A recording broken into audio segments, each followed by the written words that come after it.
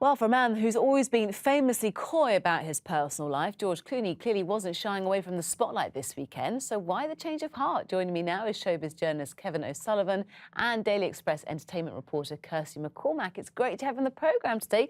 Kevin, I bet you've been glued to your TV all weekend looking at these pictures. What did you make of it? Well, I enjoy a big showbiz event as much as the next man, and this was the pinnacle of glamour.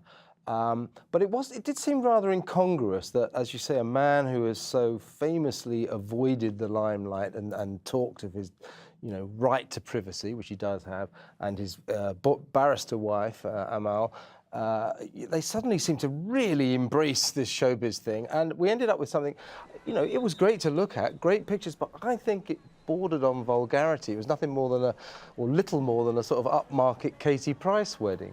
Because a three-day extravaganza, we're looking at the pictures today, Kirsty, of them actually going to sign the registers. They're officially man and wife now.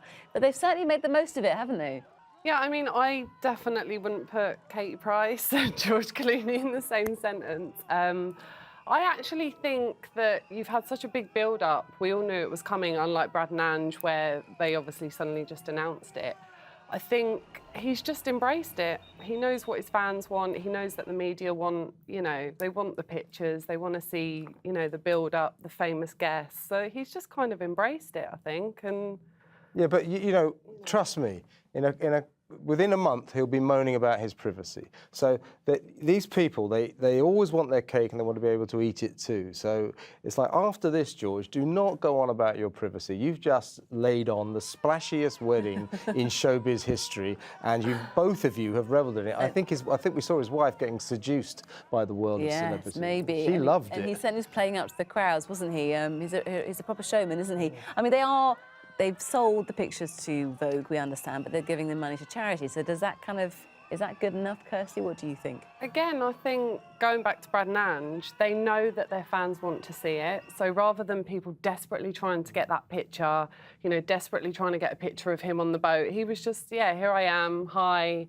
This is what you want. But he could have got married anywhere. It didn't have to be Venice. Look, Woody Allen got married in Venice in 1997 and invited 5 people to the wedding, and nobody noticed. So you do not have to make yourself the centre of it. Even if you're really famous like George, you do not have to do this. This, in some respects, make no mistake, was a career move by a Hollywood actor.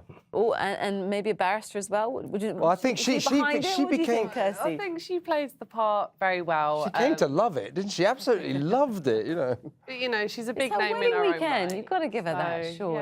Yeah, but we've heard that she really hated the world of the limelight. She didn't look like it over the past 4 days in Venice.